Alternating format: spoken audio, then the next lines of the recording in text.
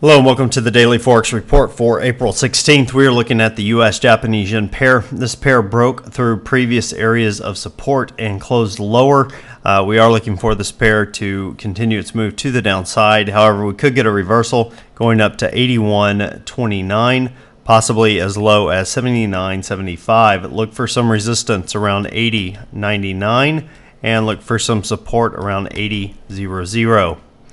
Now, the Euro-USD pair, this pair broke through previous areas of support but closed higher. We are looking for this pair to potentially go as high as 132.72, possibly as low as 129.29.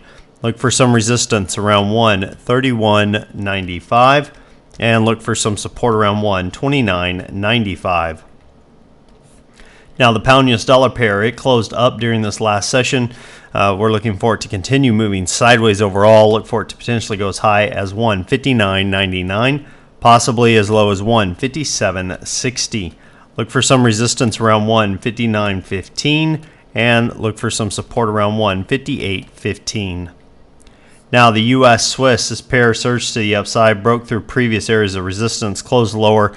We are looking for it to potentially go as high as 0.9296, possibly as low as 0.9047. Look for some resistance around 0.9250 and look for some support around 0.9110.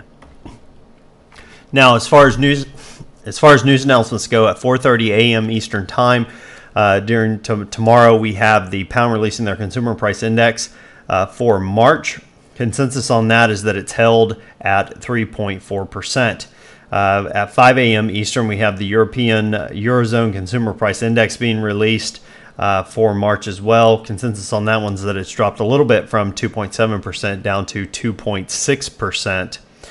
We also have the German ZEW survey, economic sentiment for April being released, which will affect the euro potentially. At 5 a.m. Eastern, consensus on that is that it's dropped from 22.3 down to 19, which would be negative news for the euro. We also have the Bank of Canada releasing their rate decision tomorrow at 9 a.m. Eastern. Looks like the consensus is they're going to hold that rate. Now, what am I looking for during this next session? Well, you have the Euro-USD that has broken through a trend line, pretty strong trend line here, broken through a 4 qualifying bar pivot reversal. If you don't know what that is, don't worry. It's just basically a strong area of support has been broken by the euro, but then closed up. Whenever we see this, typically we get a move to the upside if it closes up and should have closed down. If it broke through support and closed up, we look for it to move higher. If it breaks through resistance, as it did in the US Swiss, and closes lower, then we look for it to move lower.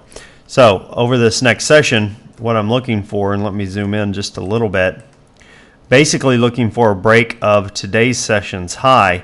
If that occurs, we should be able to get a quick run to the upside, probably up to this point. Not a lot, but nonetheless, should be about 40 pips, 38 pips or so, looking to buy in at 131.47, looking to exit the trade at 131.85, and using a risk to reward of 1-to-1. So looking to buy and then exit and using a stop loss of about 40 pips on that one. Well, I hope that helps, and until next time, this is Jason Fielder. Good trading.